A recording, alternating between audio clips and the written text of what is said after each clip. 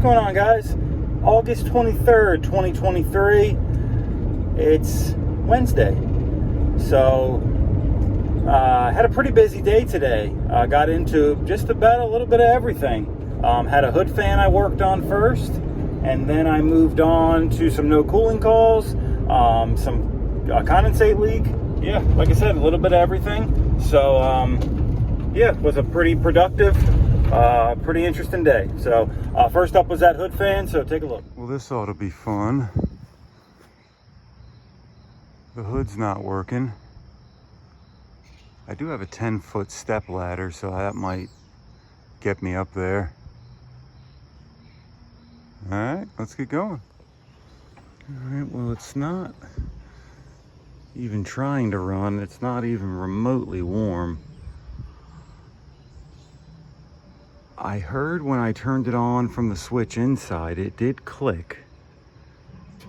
So I'm sure there's a relay, some sort of relay box inside, so at least it's clicking in there. I think there might be fuses in there also, but we're gonna have to check to see if we got power at this switch here.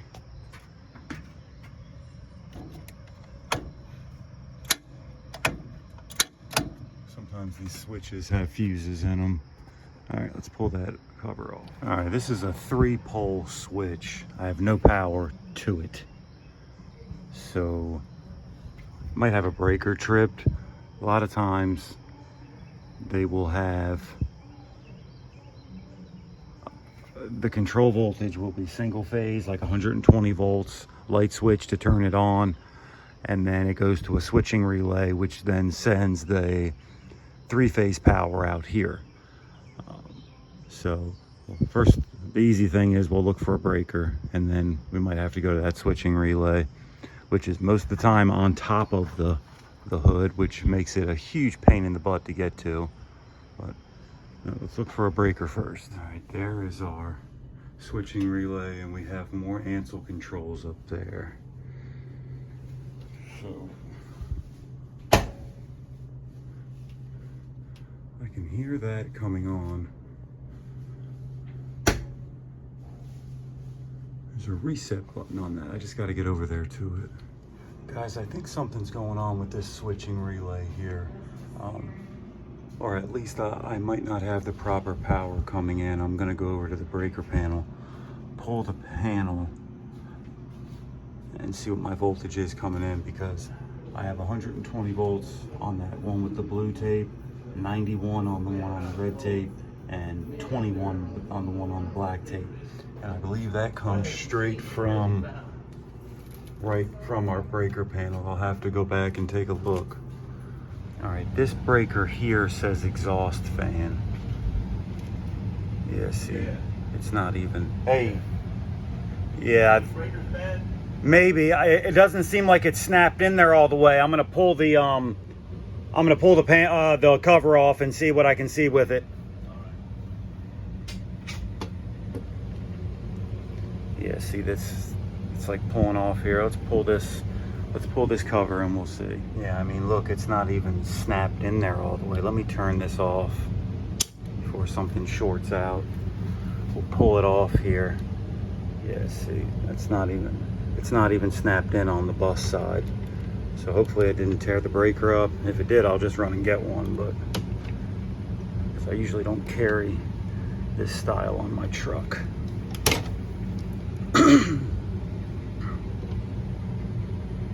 All right, let's see if we can snap this back in, make a good contact, check it again. All right, I have the proper voltage now. Let's go see if the fan's working. No, it's not, but I think I have the switch off outside. Let's go check that. Taking a stroll around. Uh-oh, we got police out here.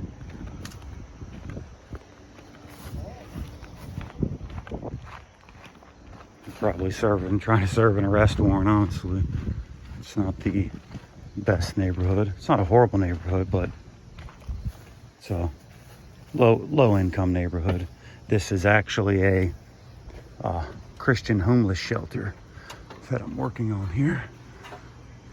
Yep, my switch is still off. Let's give her a bump and see if she comes on.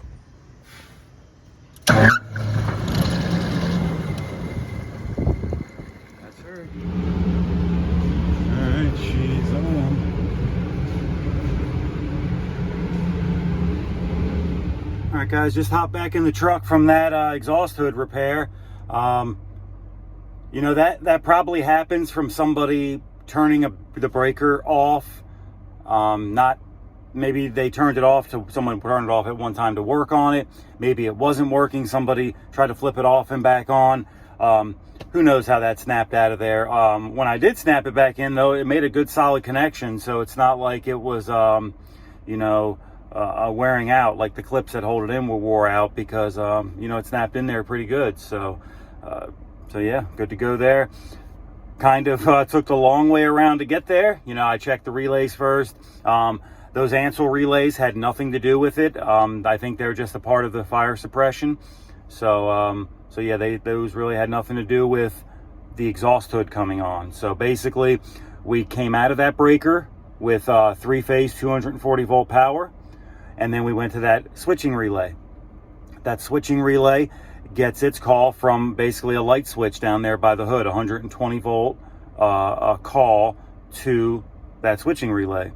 It gets that call, it passes the 3-phase 240 volt to the motor. That's basically the whole circuit. Like I said, I was kind of took the long way around looking at those relays, you know, because those relays energize when the hood energizes. So, you know, I was thinking, okay, well, what the heck's going on here? But like I said, you know, took the long way around, but we got there in the end. So, all right, guys, we got another call. What is it here? AC unit on right side of the unit is not producing cool air. Please investigate and repair. So let's go take a look at that one. Ooh, we have no condenser fan. Let's turn this off.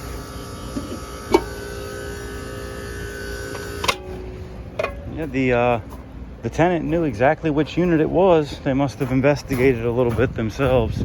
Close this door. They got a lot of inventory back here.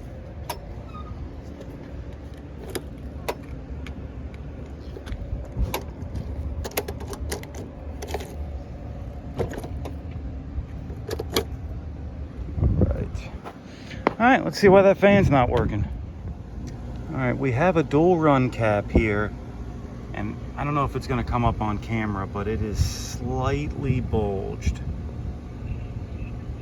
And if you're not used to looking at capacitors every day, you wouldn't think that's bulged, but I can tell. Like I said, it might not come up on the camera. You can see this terminal here is slightly not centered. It's like slightly kicked up.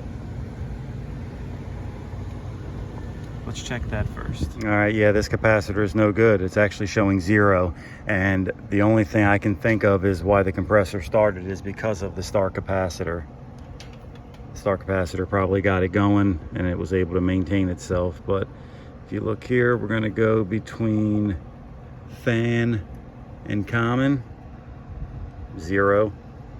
Then we're going to go between Herm and common, 0. So this capacitor is done. Let's get a new one. All right, we got the Jarred by Mars here. I know a lot of guys on YouTube talk about you know, using the AMRADs and the other different types. What are they? The Titan Pros or whatever. I use these. I know they're the cheap ones, but this is what is readily available for us. Ari Michael here in Salisbury has these by the freaking truckload. So we get them. They're about, I don't know, $7-8. This 45.5 is probably like $6-8. And yeah, I keep a bunch of them on the truck. So, you know, that's all. The AMRADs and the Titan Pros or whatever are made in the USA. That's all good. I mean, those are great capacitors. It's just the suppliers I use, they are not readily available for me. If they were readily available, I'd get them. But these are just so easy to get, and they're cheap. So that's what we use. All right, we got our new cap in. Raised it up a little bit so the next guy can see the ratings. Like I said here, I mean, slightly bulged. It's the first thing I noticed, and it doesn't exactly sit flat either. See, it's wobbly. doesn't have any oil shakage. So, all right, let's plug her back in. See what happens.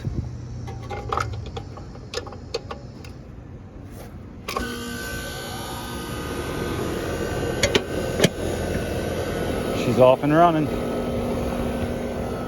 Let's do our due diligence. Check a few things on it.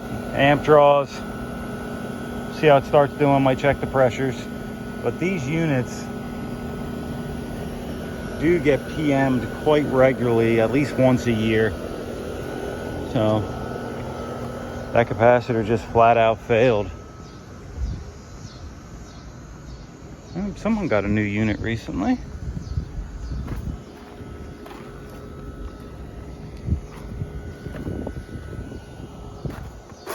This weather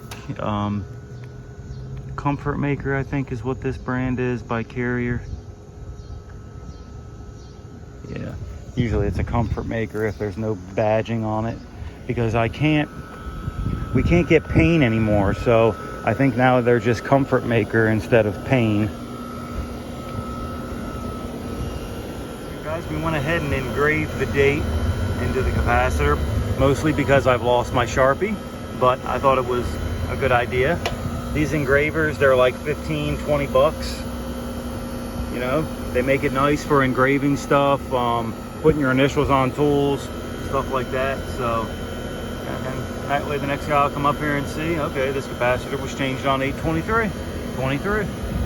All right, guys, just finished that one. It's nice to get an easy capacitor every now and then. So, looks like we're staying around Salisbury today. We have one that says here, tenant reports their HVAC system is not working and there is no cool air coming from their vents. Please diagnose the cause. And then it gives a contact. So let's go take a look. Hey guys, it's nice sticking around one town all day. Now we primarily work out of Salisbury, Maryland, but we have probably about a 75-mile radius around Salisbury that we work on, that we service. So whenever you got calls that are 5-10 minutes from each other, that makes it really nice.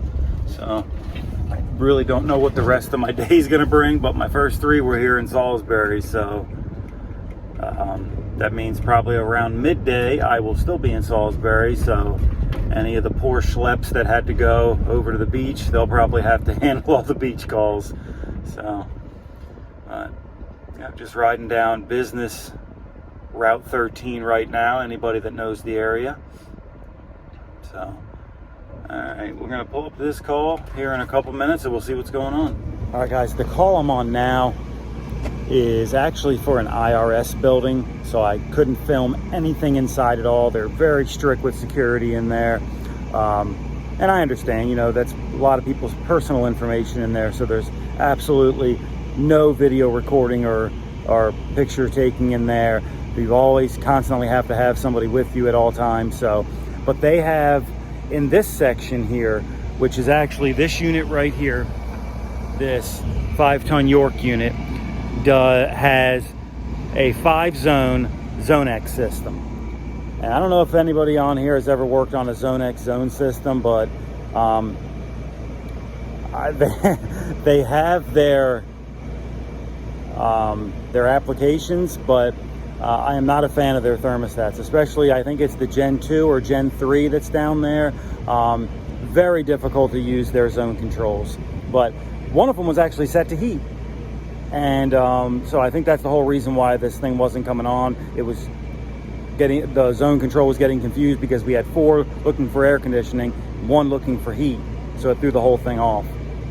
So I just got up here to the unit and I actually heard it come on when I was down there after I switched that other one over. So that's probably the only issue. We'll still do our due diligence and check the unit out. But that big unit over there, that 15-tonner, that does the other section of the IRS building. That's a 13-zone Zone X, and I just replaced that whole zone system last year, maybe the year before. Yeah, it was about a year, 18 months ago or so. It had the same one as this one, and they love it now. They can actually adjust the thermostats where they want them. Everything makes sense. So I'll probably end up doing the same thing over here. I'll at least put a bid in for it, but that cost them a lot of money to do that. Just changing that zone system out. So, but that one over there was actually malfunctioning. It was broken.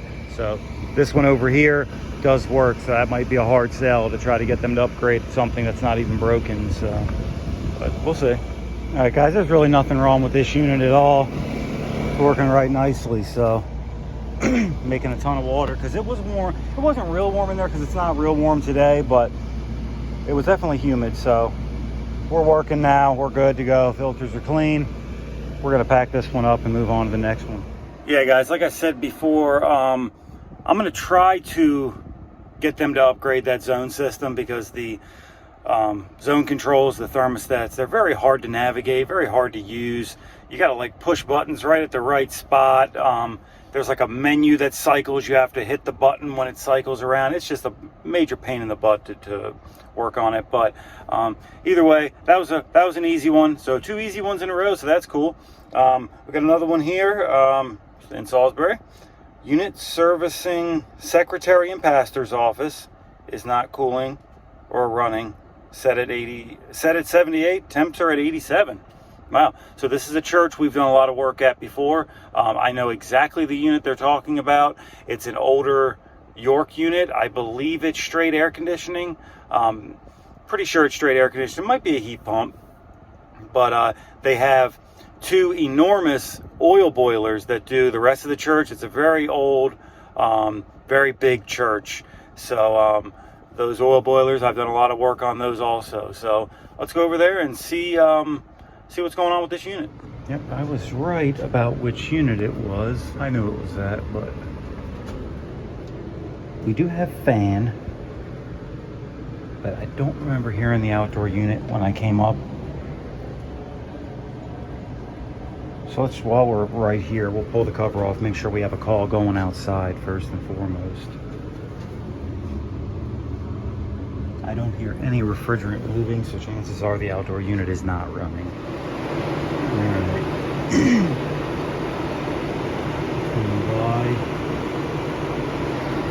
Let's see, we have 27 volts, so we're good there.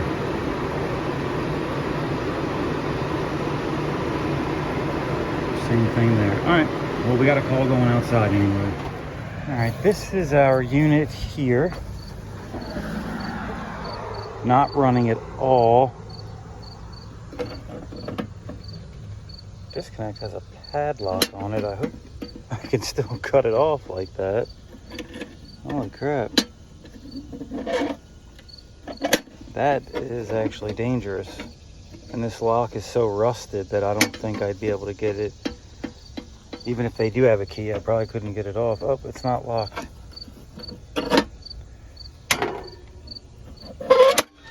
Alright, we'll turn it off. I believe I do hear a contactor. Yep, contactor is buzzing. Let's open it up. We'll see what we got going on, guys. Just real quick, let's just check the power.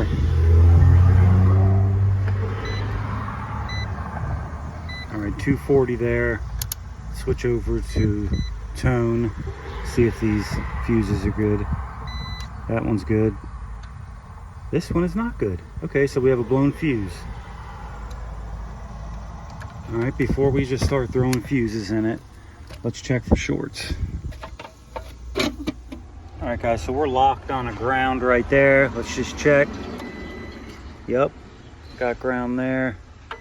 Ground, ground. Got ground there, okay. Go from here to here, here to here. Not getting anything. Capacitor's not bulged. Doesn't mean it's not bad. Let's go from here.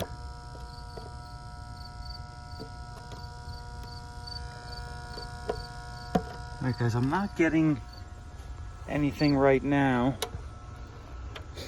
So I don't believe it's shorted. So this is a straight air, but the indoor unit had a electric coil, so they must use that just for the heat. Not a very big area that this services.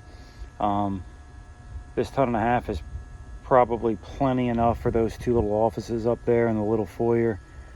So I don't really have a problem with them using electric heat to heat that space. Like I said earlier, most of their heat comes from the boilers in the basement anyway. So let's get a new fuse. We'll throw it in there. We'll see what happens.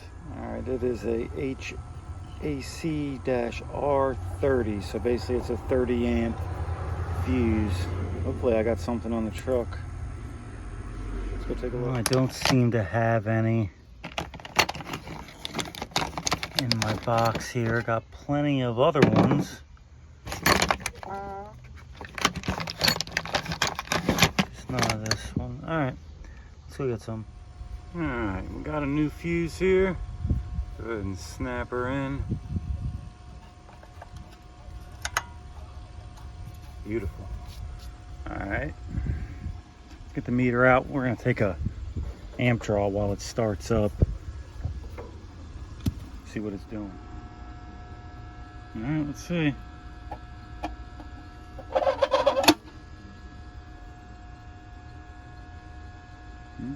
Nothing happened. Oh, we are pulling amperage though. Let's turn it back off. No, our disconnect is messed up. When I went to go turn it off, it tried to start. So probably gonna have to change this disconnect out, but let's see if we can at least get them going for now.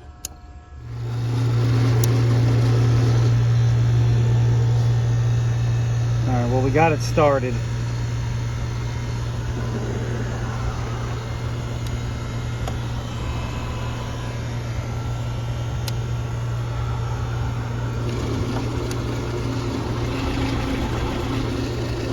Our fan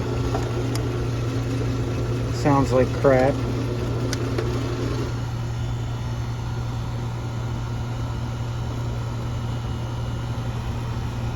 The fan wire pulled out.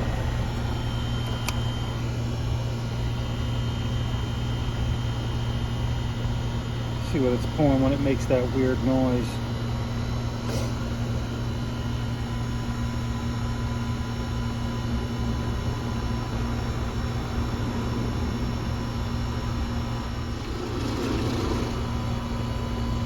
Not pulling any more or less amps when it's making that noise.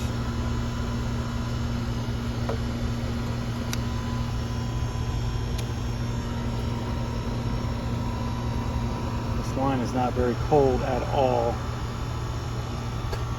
This thing's in rough shape.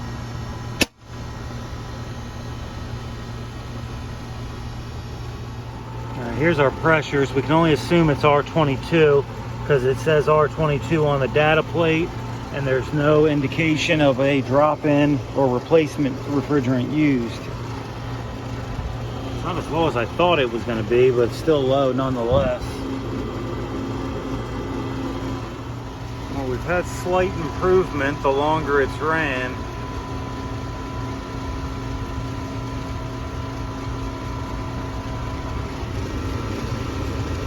Thing is, I don't even carry R22 anymore, and I'm not gonna drop 422B on top of R22 because for one, that's illegal, and for two, that makes a totally different type of refrigerant.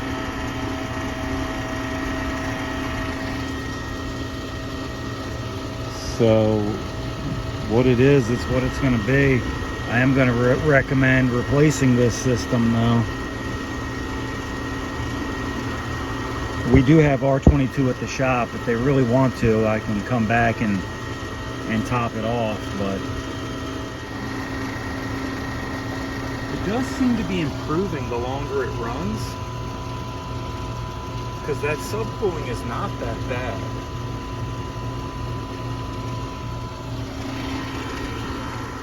All right, guys, we just finished with that one there. I let the head secretary for the church know what's going on, and they're probably leaning more towards replacing that system. So we're going to get them some quotes.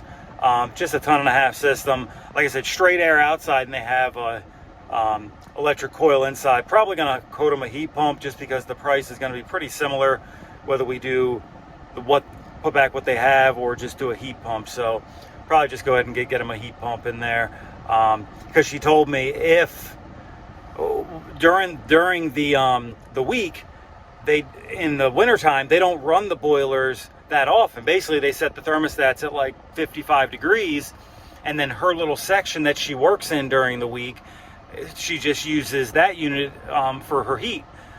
If they would have to use the boiler to heat her during the week, they're talking about hundreds of dollars just to run these boilers, just to keep her warm. So yeah, it's not really feasible for them to do that. And it's, like I said, it's a church, so all their funding comes from, donation.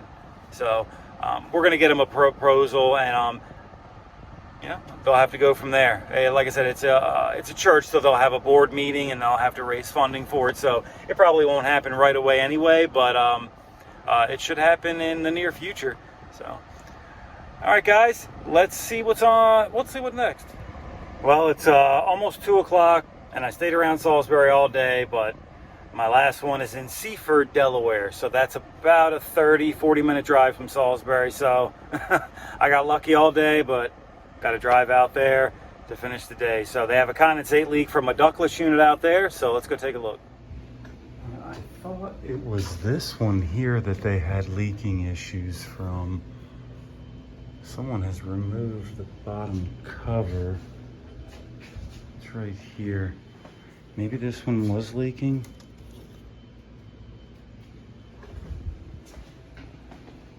So it's like really tight getting back behind this wall here, but we're gonna check it out. Yeah, it's it's pretty tight. You can see these corrugated lines here. I don't know why that's wrapped around there like that.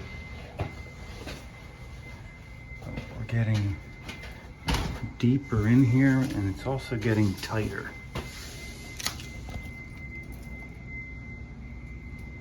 Okay.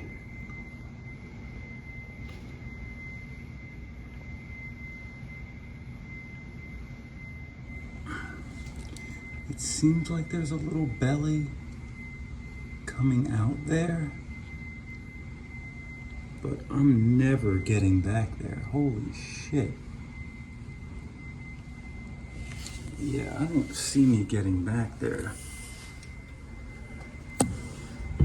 This space, that's about 10 inches. Not as little as I used to be. Yeah, no freaking way. If I get in there, I might get stuck.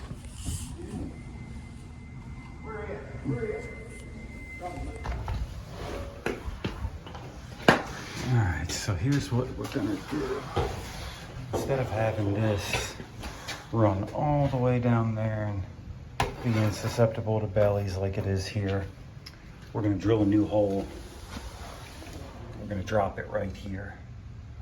So I'm about to drill a new hole now, and we'll drop that corrugated into the PVC and then take the PVC out. So that's what we're gonna do right now.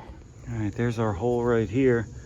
So ideally we wouldn't want to drain onto this concrete, so we might extend a piece. You know what, we might just have to end up just draining onto the concrete, unless we can get some good fall on it going out, because we won't be able to snake it behind there anywhere. So looks like it's just going to drain onto the concrete. All right, this is how it turned out here. It's coming from the unit back there. It's going to drop right into this PVC and then shoot right out the wall there. So we still got to go on the other side of the wall, the outside, and put the piece out there. All right, this is how our outside came out. Oh man, it's a little crooked.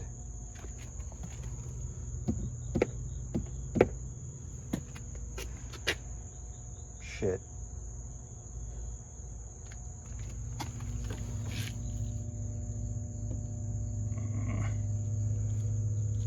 Nope, it's going to be crooked. I tried to straighten it out. It's really not that noticeable, but it is slightly crooked. All right, we're going to pour some water down the drain and make sure it works. Hey, look at her go. If we have to later in life, we'll extend it past here and have guys trip over it, or we would have to extend it that way, which I'm not too crazy about either, but that concrete should eat it. Looks like it's running that way, so yeah, it shouldn't be too bad.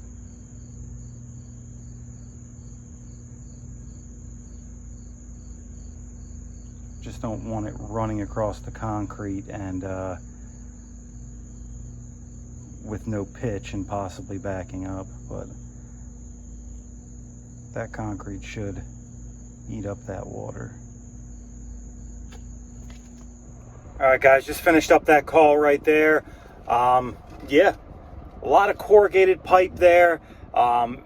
It just kept forming new bellies. You know, that stuff's not designed to run horizontally like that for long periods of time. So unless you put a ton of clamps on it, it's better to just run PVC. So we cut out all that corrugated and ran it out in a different spot. I checked with the customer first. It was actually his suggestion to put it there because I wouldn't want to drill another hole in the side of that building. But he said, can you put it further up? And I said, sure, yeah, that's a good idea, as long as you're okay with putting another hole in the side of the building. And he said, yeah, it's fine. So that's what we did.